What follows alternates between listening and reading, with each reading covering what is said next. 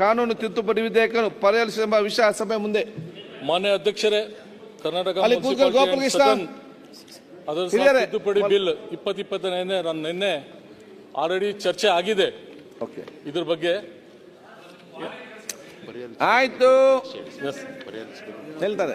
ಇಂಥ ವಿಷಯ ಇಲ್ಲಿ ಬಿಡಿ, ಸಂಕ್ಷಿಪ್ತವಾಗಿ ಸ್ಮಾಲ್. ಇದ್ರ ಬಗ್ಗೆ ಪರ್ಯಾಯ ಯೋಜನೆ ಕೇಳ್ತೇನೆ. ಎಕ್ಸ್ಪ್ಲೇನ್ ಮಾಡಿ ಸರ್. ನಿನ್ನೆ ಮಾಡಿದಾರಲ್ಲ, ಮತ್ತೆ ಯಾವ ಮಾಡಿದ್ದಾರೆ ಸರ್? ಯಾವ ಮಾಡಿದ್ದಾರೆ ಸರ್? ಯಾವ ಮಾಡಿದ್ದಾರೆ? ಆಯ್ತು, ಚರ್ಚೆ ಮಾಡಿ. ಅವ್ರಿಗೆ ಹೆಚ್ಚು ಕಡಿಮೆ ಆದ್ರೆ ನಿಮಗೆ ಜಾಗ ಸಿಗೋದು. ಸಪೋರ್ಟ್ ಮಾಡ್ಬೇಕಲ್ಲ. ಉತ್ತಮ ಕೆಲಸ ಮಾಡ್ತಿದ್ದಾರೆ ಸರ್. ಇದು ಆಲ್ರೆಡಿ ಬಿಲ್ ನಲ್ಲಿ 4-5 ಪಾಯಿಂಟ್ಸ್ ಇದೆ. ಆಯ್ತು ಅಭಯ್, ಈ ಬಿಲ್ ನಲ್ಲಿ ಆಲ್ರೆಡಿ 4 ಪಾಯಿಂಟ್ಸ್ ಇದೆ. ಯಾಕಂದ್ರೆ ಜನರಿಗೆ ಅಭಯ್ ಪ್ರಸಾದ್ ಕೂತ್ಕೊಳ್ಳಿ, ಜಾಗ ಇದೆ ಅಲ್ಲಿ. ಪಬ್ಲಿಕ್ಗೆ ಸಿಂಪ್ಲಿಫೈ ಮತ್ತೆ ಅನುಕೂಲ ಆಗ್ಲಿಕ್ಕೆ ಇದು ಬಿಲ್ ತಂದಿದ್ದಾರೆ. ಈ ಬಿಲ್ಗೆ ಆಲ್ರೆಡಿ ಕಾರ್ಪೊರೇಷನ್ ನಲ್ಲಿ ಆಲ್ರೆಡಿ ಬಿಲ್ ಬಂದು ಕ್ಲಿಯರ್ ಆಗಿದೆ. ಸೇಮ್ ಬಿಲ್ ಮುನ್ಸಿಪಾಲಿಟೀಸ್ಗೆ ಆಕ್ಟ್ ಆಗಿದೆ. ನಿಲ್ಲಿ ಅವರು ಹೇಳಿ ಬಿಡಿ. ಈಗ ಈ ಬಿಲ್ ನಲ್ಲಿ ಎಲ್ಲರಿಗೆ ಸಿಂಪ್ಲಿಫೈ ಆಗಿ ಎಂಪನಲ್ ಬಿಲ್ ಇದೆ ಸರ್. ಇಂಜಿನಿಯರ್ಸ್ ಆಗಲಿ ಮತ್ತು ಸೆಲ್ಫ್ ಪಬ್ಲಿಕ್ಗೆ ಅವರೇ ಸ್ಯಾಟಿಸ್ಫ್ಯಾಕ್ಷನ್ ಮಾಡಲಿಕ್ಕೆ ಅವರೇ ಡೌನ್ಲೋಡ್ ಇಲ್ಲ. ಸಿನಿಮಾ ನೋಡಿದ್ದೆ. ಕಿಶೋರ್ ಕುಮಾರ್ ಹಿಂದೆಯಿಂದ ಆಡಳಿತಾನೆ, ಸುನೀಲ್ ದತ್ ಮುಂಚೆ ಇದೆ. ಪಕ್ಕದಲ್ಲಿ ಸುರೇಶ್, ಕಿಶೋರ್ ಕುಮಾರ್, ಅವರು ಸುನೀಲ್ ದತ್. ಆಯ್ತು, ಫಿಲ್ಮ್ ಹಿಟ್ಟಾಗಿದೆ ಅಲ್ವಾ? ಹೌದು, ಸಾಕು, ಅದು ಹಿಟ್ಟಾಗ್ತದೆ ಬಿಡಿ, ಅವ್ರು ಹಿಟ್ಟಾಗ್ತಾರೆ. ಇದು ಮತ್ತೆ ಒಟ್ಟು ಒಂದ್ ನಿಮಿಷ ಸರ್. ಸರ್ ಇಬ್ರದ್ದು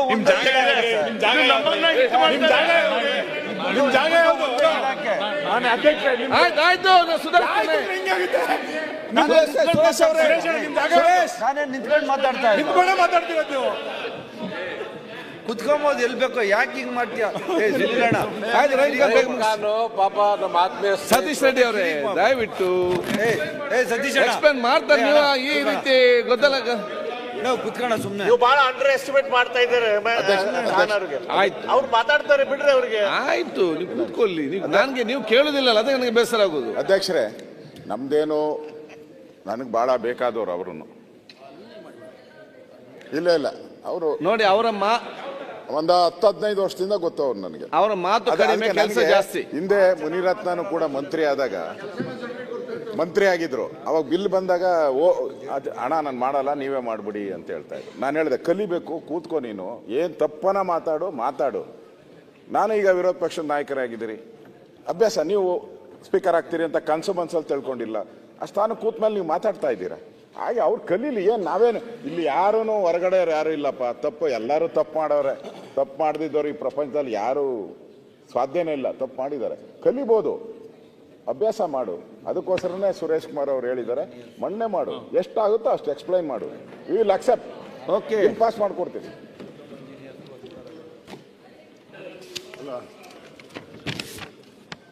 ಸರ್, ಇಲ್ಲಿ ಏನಿದೆ, ಇನ್ನು ಒಂದು ಟ್ರೇಡ್ ಲೈಸೆನ್ಸ್ಗೆ ಸುಮಾರು ಹೊಸ ವರ್ಡ್ಸ್ ಬಂದ್ಬಿಟ್ಟಿದೆ. ಟ್ರೇಡ್ ಲೈಸೆನ್ಸ್ಗೆ ಅದರಲ್ಲಿ ಬಿಲ್ನಲ್ಲಿ ಇದೆ. ಟ್ರೇಡ್ ಲೈಸೆನ್ಸ್ಗೆ ಏನು IT ಇದೆ, BT ಇದೆ, ಬೇರೆ ಬೇರೆ ರೀತಿಯಿಂದ ಹೊಸ ಟ್ರೇಡ್. ಹಳೆಯಲ್ಲಿ ಏನಾಗಿದೆ ಅಂದರು, ಆ ಇಷ್ಟೇ ಟ್ರೇಡ್ ಲೈಸೆನ್ಸ್ಗೆ ನಮಗೆ ಅಧಿಕಾರ ಇದೆ ಇದರಲ್ಲಿ. ಅದ್ರ ಸಲಗೆ ಈ ಬಿಲ್ನಲ್ಲಿ ಸ್ವಲ್ಪ ಚೇಂಜಸ್ ಬಂದಿದೆ ಟ್ರೇಡ್ ಲೈಸೆನ್ಸ್ ಸಲಗೆ. ಮತ್ತು ಪಬ್ಲಿಕ್ ಸಲಗೆ ಏನಾಗಿದೆ, ಪಬ್ಲಿಕ್ ಸಲಗೆ ಒಂದು ಕೌನ್ಸಿಲ್ಗೆ ಪವರ್ ಇದೆ ಈಗ ಪ್ರೆಸೆಂಟ್ಲಿ. ಕೌನ್ಸಿಲ್ನಿಂದ ಕಮಿಷನರ್ ಆಗಲಿ, ಚೀಫ್ ಆಫೀಸರ್ ಆಗಲಿ, ಅವರಿಗೆ ರೆಸ್ಪಾನ್ಸಿಬಿಲಿಟಿ ಕೊಡಬೇಕಂತ ಪ್ಲ್ಯಾನ್ ಈ ಬಿಲ್ನಲ್ಲಿ ಬಂದಿದೆ. ಯಾಕಂದರೆ ಈಗ ಇದ್ರ ಕೌನ್ಸಿಲ್ನಲ್ಲಿ 3 months 6 months ಸಲಗೆ ಮೀಟಿಂಗ್ ಆಗ್ತದೆ. ಅಲ್ಲಿ ಪಬ್ಲಿಕ್ ಇಲ್ಲಿ ಬಂದು ಎಸ್ಪೆಷಲಿ ಬಡವರು ಬಂದಲ್ಲಿ ತಿರುಗಿ ಲೇಟ್ ಆಗ್ತದೆ ಅಂತ ಈ ಬಿಲ್ನಲ್ಲಿ ಬರೀ 30 ದಿವಸದಲ್ಲಿ ಫೈನಲೈಸ್ ಆಗಬೇಕು. ಕಮಿಷನರ್ ಆಗಲಿ, ಚೀಫ್ ಆಫೀಸರ್ ಆಗಲಿ 30 daysನಲ್ಲಿ ಅವರು ಇಮಿಡಿಯೇಟ್ಲಿ ಕೊಡಬೇಕು. ಇಲ್ಲ ಅಂದರೂ ಅವ್ರ ಮೇಲೆ ಫೈನ್, ಆಕ್ಷನ್ ಈ ಥರ ಮಾಡಬೇಕಂತ ರೂಲ್ಸ್ ರೆಗ್ಯುಲೇಷನಲ್ಲಿ ಅದು ಎಲ್ಲ ಡೀಟೇಲ್ ಬರ್ತದೆ. ಅದ್ರ ಸಲುವಾಗಿ ಆಲ್ರೆಡಿ ಈ ಬಿಲ್ ಕಾರ್ಪೊರೇಷನಲ್ಲಿ ಬಂದ್ಬಿಟ್ಟಿದೆ. ಮುನ್ಸಿಪಾಲ್ಟೀಸ್ನಲ್ಲಿ ಇದ್ರ ಬಗ್ಗೆ ಆಲ್ರೆಡಿ ಬಿಲ್ ನಿನ್ನೆ ಚರ್ಚೆ ಆಗಿದೆ.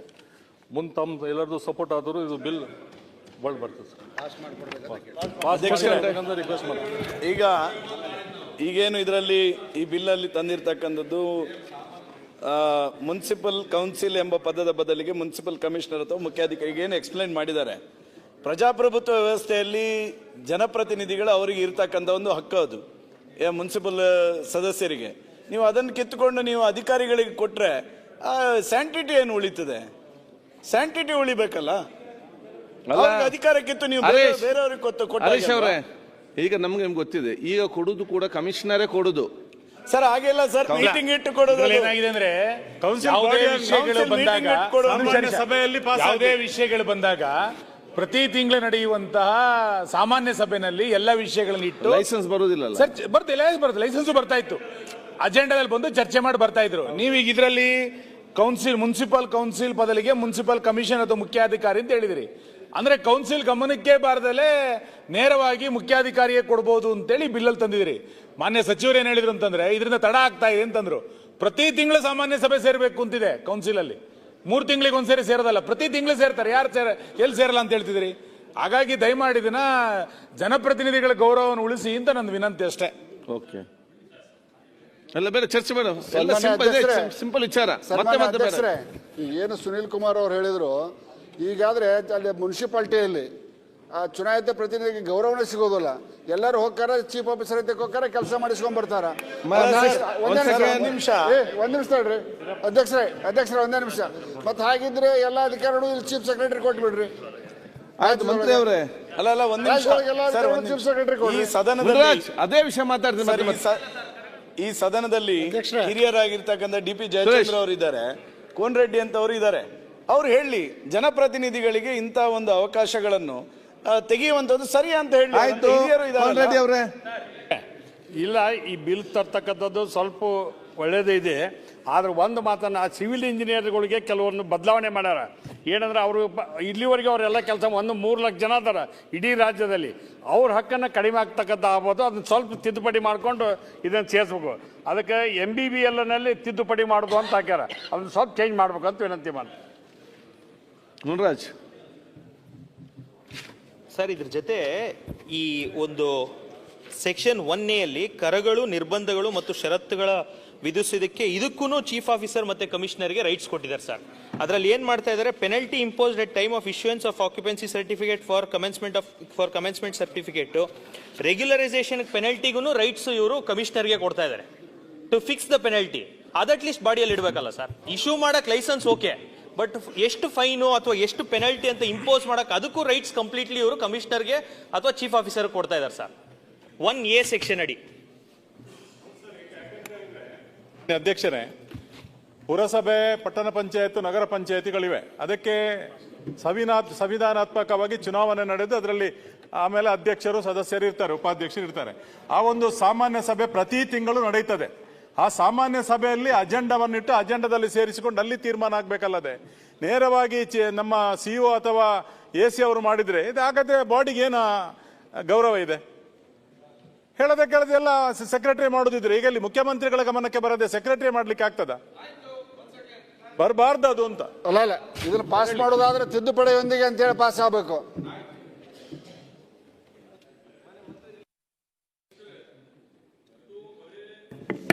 ಚೀಫ್ ಆಫೀಸರ್ ಆಗಲಿ, ಕಮಿಷನರ್ ಆಗಲಿ, ಬರೀ ಬಿಲ್ಡಿಂಗ್ ಪ್ಲಾನ್ಸ್ ಅಲ್ಲಿಗೆ, ಬೇರೆ ಎಲ್ಲ ಕೌನ್ಸಿಲ್ಗೆ ಅಧಿಕಾರ ಇದೆ. ಮತ್ತೆ ಇದು ಇಲ್ಲ ಬಿಲ್ಡಿಂಗ್ ಪ್ಲಾನ್ ಇಂಪಾರ್ಟೆಂಟ್ ಇದೆ. ಆದರೂ ಪಬ್ಲಿಕ್ 3 months 6 months ನಲ್ಲಿ ಅಲ್ಲಿ ತುಂಬಾ ತೊಂದರೆನಲ್ಲಿ ಇದ್ದಾರೆ. ಎಸ್ಪೆಷಲಿ ಮೊನ್ನೆ ರೀಸೆಂಟ್ಲಿ ಏನಾಗಿದೆ, ಸುಪ್ರೀಂ ಕೋರ್ಟ್ ಜಜ್ಮೆಂಟ್ ಬಂದಿದೆ. OC ಕೊಡ್ಬೇಕಂದ್ರು ಬೇಸಿಕ್ ಫೆಸಿಲಿಟೀಸ್ ಅವರಿಗೆ OC ಕಂಪಲ್ಸರಿ ಬೇಕು, ಇಲ್ಲಾಂದ್ರೆ ಎಲೆಕ್ಟ್ರಿಸಿಟಿ ಕೊಡಬಾರ್ದು, ವಾಟರ್ ಸಿಸ್ಟಮ್ ಕೊಡಬಾರ್ದು ಅಂತ ಸುಪ್ರೀಂ ಕೋರ್ಟ್ ತೀರ್ಮಾನ ಬಂದಿದೆ. ಅದರಿಂದ ಸುಮಾರು ಜನ ಅಲ್ಲಿ ತೊಂದರೆನಲ್ಲಿದ್ದಾರೆ. ಮತ್ತು ಇದು ಒಂದು ಬಂದರೂ ಕೌನ್ಸಿಲ್ ಅಂದರೂ ಯಾವಾಗಲೂ ಕೌನ್ಸಿಲ್ ನಿಮ್ಮ ಎಲ್ಲರ ಹತ್ರ ಇದೆ. ಮೆಂಬರ್ಸ್ ಮಂತ್ಲಿ ಸೇರಿಸಬಹುದು, ಆದರೂ ಮೀಟಿಂಗ್ ಫಿಕ್ಸ್ ಆಗಬೇಕಂದ್ರೆ 3 months ಇಲ್ಲಾಂದ್ರೆ 6 months ಆಗ್ತದೆ.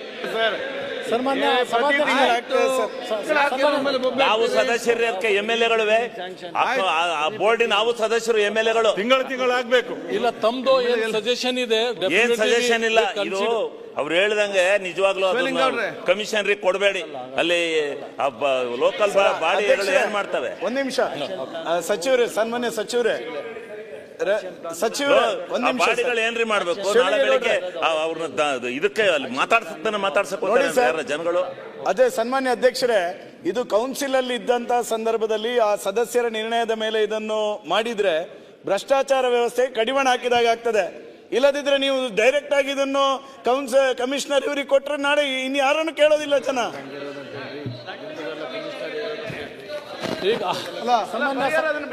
ಆಲ್ರೆಡಿ ಬಿಲ್ ಪಾಸ್ ಆಗ್ಬಿಟ್ಟಿದೆ. ಒಂದ್ ಸೈಡ್ ದಯವಿಟ್ಟು ಕೆಲವೊಂದು ಮಾರ್ಗಸೂಚಿಗಳ ಬದಲಾವಣೆ ಮಾಡಿ ಬಿಲ್ ಪಾಸ್ ಮಾಡಿ ದಯವಿಟ್ಟು.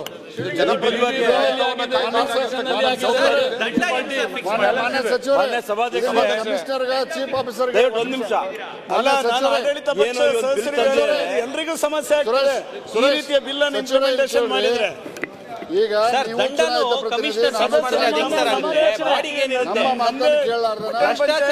ಸಭೆ ಸದಸ್ಯರಿಗೆ ಯಾವುದೇ ಮರ್ಯಾದೆ ಇಲ್ಲದಂಗಾಗತ್ತೆ ಇದು.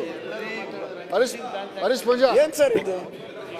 ಚುನಾಯಿತ ಪ್ರತಿನಿಧಿಗಳಿಗೆ ಅಗೌರವ ಆಗುವಂತ ನಿರ್ಣಯವನ್ನ ನಮ್ಮ ಸದನದಿಂದನೇ ಮಾಡಿ ಕಳಿಸೋದು ನಮಗೆ ನಾವೇ ಮಾಡಿಕೊಂಡಂತ ಒಂದು ಘೋರ ಅವಮಾನ. ನೀವು ಚುನಾಯಿತ ಪ್ರತಿನಿಧಿಗಳ ವಿಶ್ವಾಸ ಇಲ್ಲದವ ಕಮಿಷನರ್ ಮೇಲೆ ಹೆಂಗ್ ವಿಶ್ವಾಸ ಇಡಕತ್ರಿ? ಇದು ನೇರವಾಗಿ ಭ್ರಷ್ಟಾಚಾರಕ್ಕೆ ನಾಂದಿ ಆಡ್ತೈತಿ, ಭ್ರಷ್ಟಾಚಾರ ಹೆಚ್ಚಿಗೆ ಮಾಡ್ತೈತಿ. ಕೌನ್ಸಿಲ್ ಮೇಲೆ ಇರೋ ಮತ್ತೆ ಯಾವ ಮುನ್ಸಿಪಾಲಿಟಿ ಮೆಂಬರ್ಸ್ ಕರೆಸ್ತಾರೆ ನೀವು? ಈಗ ಹೋಗಿ ತಡ್ರಿ, ನೀವು ಮುನ್ಸಿಪಾಲಿಟಿ ಮೆಂಬರ್ ಇರ್ತೀರಿ, ನಾನು ಮುನ್ಸಿಪಾಲಿಟಿ ಮೆಂಬರ್ ಅದಾನೆ. 224 ಜನ ಸದಸ್ಯರು ಕೂಡ ಮುನ್ಸಿಪಾಲಿಟಿ ಮೆಂಬರ್ ಅದಾರ. ಇನ್ ಟೈಮ್ ಕರೆಸಬೇಕಾಗಿದ್ದು ನಮ್ಮ ಕರ್ತವ್ಯ. ದಯವಿಟ್ಟು ಚೀಫ್ ಆಫೀಸರು ಕಮಿಷನರ್ ಕಡೆ ಈ ಅಧಿಕಾರವನ್ನು ಕೊಟ್ಟಬೇಡಿ. ತಡ್ರಿ ವಿಶ್ವನಾಥ್ ತಡ್ರಿ, ನೀವು ಈ ಅಧಿಕಾರವನ್ನು ಚೀಫ್ ಆಫೀಸರ್ಗೆ ಕೊಟ್ರ ಪ್ರಜಾಪ್ರಭುತ್ವಕ್ಕೆ ಮಾಡುವಂತ ದೊಡ್ಡ ಅಪಮಾನ ಮತ್ತು ಭ್ರಷ್ಟಾಚಾರಕ್ಕೆ ಮಾಡಿಕೊಡುವಂತ ದೊಡ್ಡ ರಹದಾರಿಯನ್ನ ರಹಮಾನ್ ಖಾನ್ ತಾವು ಕಲ್ಪಿಸಿಕೊಟ್ಟಂಗೆ ಕಿರಿಯ ಅಪಕಾರ್ತಿಯನ್ನ ನೀವು ಪಡ್ಕೋಬೇಡ್ರಿ. ಸರ್, ಮಾನ್ಯ ಸಭಾಧ್ಯಕ್ಷರೇ, ದಯವಿಟ್ಟು ಈಗ ಪುರಸಭೆಗೆ ನಾವುಗಳು ಕೂಡ ಒಬ್ರು ಸದಸ್ಯರಿದ್ದೇವೆ. ನಾವೊಬ್ರು ಜನಪ್ರತಿನಿಧಿಗಳಾಗಿ ನಾವು ಕೂಡ ತಿದ್ದುಪಡಿ ಮಂಡ್ಯ ಮಾಡಿ ಕ್ಲಿಯರ್ ಮಾಡ್ಕೊಳ್ಳಿ. ತಿದ್ದುಪಡಿ ತಕೊಂಬಿಡಿ. ಸಭಾಧ್ಯಕ್ಷರೇ, ಸುರೇಶ್ ಅಣ್ಣ, ಮಾನ್ಯ ಸಭಾಧ್ಯಕ್ಷರೇ, ರಹೀಮ್ ಖಾನ್ ನಂದು ಇದು ಒಂದೇ ಇಲಾಖೆ ಸಭಾಧ್ಯಕ್ಷ, ಅಣ್ತಮ್ಮಗಳ ಥರ. ಇವಾಗ ಆಲ್ರೆಡಿ ನಾವು ಕಾರ್ಪೊರೇಷನ್ ಅಲ್ಲಿ ಬೆಂಗಳೂರು ಸಿಟಿ ಕಾರ್ಪೊರೇಷನ್, ಉಳಿದಿದ್ದ ಕಾರ್ಪೊರೇಷನ್ ಎಲ್ಲ ಸೇಮ್ ರೂಲ್ಸ್ ಮಾಡಿದೀವಿ ಸಭಾಧ್ಯಕ್ಷರೇ. ಬರೀ ಪ್ಲಾನ್ ಸ್ಯಾಂಕ್ಷನ್ ಮಾತ್ರ ಕಮಿಷನರ್ಗೆ ಇರ್ತದೆ ಸಭಾಧ್ಯಕ್ಷ. ಈಗ ಬೆಂಗಳೂರಲ್ಲಿ ಸಭಾಧ್ಯಕ್ಷರೇ ಎಲ್ಲಿ ಪ್ಲಾನ್ ಸ್ಯಾಂಕ್ಷನ್ ಎಲ್ಲಿ ಕಾರ್ಪೊರೇಷನ್ಗೆ ಇರ್ತದೆ? ಡಾಕ್ಟರ್ ಅಶ್ವಥ್ ನಾರಾಯಣ ಅವರ ಪ್ಲಾನ್ ಸ್ಯಾಂಕ್ಷನ್. ಸುರೇಶ್ ಒಂದೇ ನಿಮಿಷ. ಬೆಂಗಳೂರು ಕಾರ್ಪೊರೇಷನ್ ಬೆಂಗಳೂರು ಸುರೇಶ್ ಒಂದ್ ನಿಮಿಷ, ನೀವು ದಯಮಾಡಿ ಅರ್ಥ ಮಾಡ್ಕೊಳ್ಳಿ. ಬೆಂಗಳೂರು ಕಾರ್ಪೊರೇಷನಿಗೂ ಮಂಗಳೂರು ಕಾರ್ಪೊರೇಷನಿಗೂ ಮತ್ತು ನಮ್ಮೂರಿನಲ್ಲಿರುವಂತ ಒಂದು ಪುರಸಭೆಗೂ ವ್ಯತ್ಯಾಸ ಇದೆ. ಬೆಂಗಳೂರು ಕಾರ್ಪೊರೇಷನ್ ಅಲ್ಲಿ 1 ಲಕ್ಷ ಅರ್ಜಿಗಳು ಬರ್ಬೋದು ಕಟ್ಟಡ ಕಟ್ಟಬೇಕು ಪರ್ಮಿಷನ್ಗೆ. ಅವಾಗ ಎಲ್ಲದನ್ನು ಕೂಡ ಸಾಮಾನ್ಯ ಸಭೆಯಲ್ಲಿ ತೀರ್ಮಾನ ಮಾಡ್ಲಿಕ್ಕೆ ಆಗಲ್ಲ. ಆದ್ರೆ ನಮ್ಮ ಪುರಸಭೆಯಲ್ಲಿ ಪಟ್ಟಣ ಪಂಚಾಯತಿಯಲ್ಲಿ ಬರೋದೇ ಲಿಮಿಟೆಡ್. ಅದನ್ನ ಕೌನ್ಸಿಲ್ ಕೊಡ್ತೀನಿ ಅಂತಂದ್ರೆ ಪ್ರತಿ ತಿಂಗಳು ಕೌನ್ಸಿಲ್ ಬಿಲ್ಲಿನ ಬಗ್ಗೆ ಚರ್ಚೆ ಮಾಡ್ಬೇಕು. ನೀವು ಕೇಳಿಸ್ಕೊಳ್ಳೋ ತಾಳ್ಮೆ ಕೇಳ್ತಾರ ಸರ್? ಪ್ರತಿ ತಿಂಗಳು ಎಲ್ಲಿ ಕೌನ್ಸಿಲ್ ನಡೀತಾ ಇದೆ? ಪ್ರತಿ ತಿಂಗಳು ನಡೆಯುತ್ತೆ.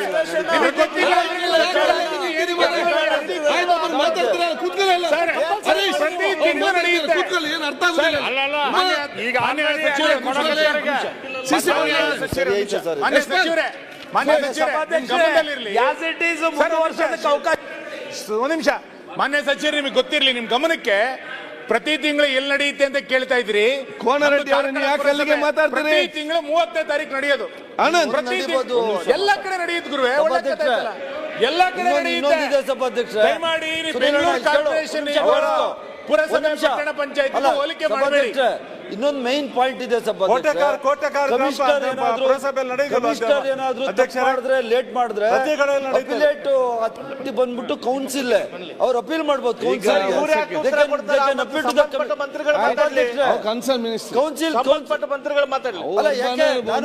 ಎಲ್ಲ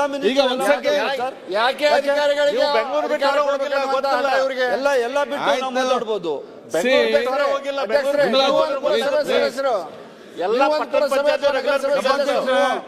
ಅದು ಅಪಿಲೇಟ್ ಅಥಾರಿಟಿ ಇದೆ. ಅದು ಸಮಸ್ಯೆ ಆದ್ರೆ ಕಮಿಷನರ್ ಆಗಿಲ್ಲ ಅಂದ್ರೆ ಅವರು ಕೌನ್ಸಿಲ್ಗೆ ಅಪೀಲ್ ಮಾಡಬಹುದು. ಸಿಂಪಲ್. ದಯಮಾಡಿ ಬೇರೆ ಎಲ್ಲ ವಿಷಯಗಳಿಗೆ ನಮ್ಗೆ ಒಪ್ಪಿಗೆ ಇದೆ, ಇದೊಂದು ಒಪ್ಪಿಗೆ ಇಲ್ಲ. ದಯಮಾಡಿ ಇದಕ್ಕೆ ತಿದ್ದುಪಡಿ ಮಾಡಿ. ಮತ್ತೆ ನಾವು ಜನಪ್ರತಿನಿಧಿಗಳ ಕಟ್ ಮಾಡ್ತೀವಿ ಸರ್ಕಾರ ಇದಕ್ಕೆ ದಯಮಾಡಿ ಹಠಕ್ಕೆ ಬೀಳಬಾರ್ದು. ತಿದ್ದುಪಡಿ ಮಾಡಿ. ಸುರೇಶ್ ಆಗ್ಲಿ ರಹೀಂ ಖಾನ್ ಆಗ್ಲಿ ದಯಮಾಡಿ ಮುನ್ಸಿಪಾಲಿಟಿ ಕೌನ್ಸಿಲರ್ಸ್ ಹಕ್ಕನ್ನ ಕಸಿತಾ ಇರುವಂತದ್ದು ಸರಿಯಲ್ಲ. ಈ ಸಲ ಒಪ್ಕೊಳ್ಳಿಕ್ಕೆ ಸಾಧ್ಯ ಇಲ್ಲ. ತಿದ್ದುಪಡಿಯೊಂದಿಗೆ ಮಾಡ್ಕೊಳ್ಳಿ. ಅವ್ರು ಮಾತಾಡೋದು ಯಾಕೆ ಮಾತಾಡ್ತೀರಿ? ಈಗ ಆನಂದ್ ಕೂತ್ಕೊ ಒಂದ್ ಸೆಕೆಂಡ್.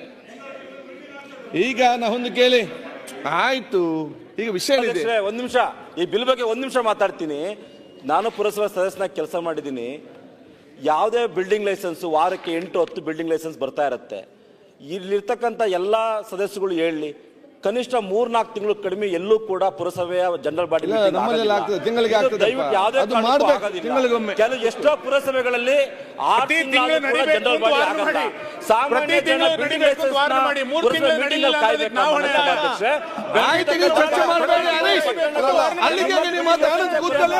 ನಿಮ್ದೆಲ್ಲ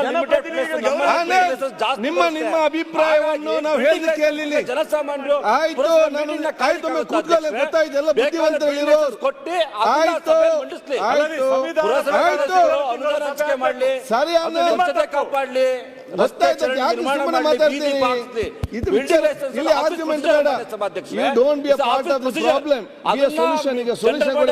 ಕಾಯ್ತಕ್ಕಂತ ಅವಶ್ಯಕತೆ ಇಲ್ಲ. ಚರ್ಚೆ ಮಾಡ್ಬೇಕು.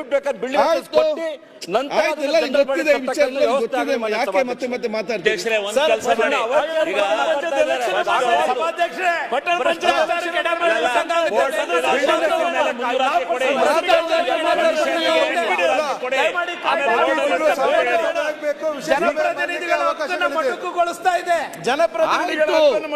ಅದನ್ನ ಹೇಳಿದ್ದನ್ನು ಹೇಳ್ಬೇಡಿ.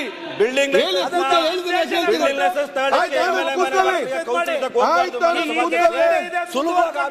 ಆಯ್ತು. ಈಗ ನಾನು ಹೇಳಿದಷ್ಟೇ ಕೇಳಿ. ಈಗ ಮುನ್ರಾಜ್ ಈಗ ವಿಚಾರ ಹೇಳಿ.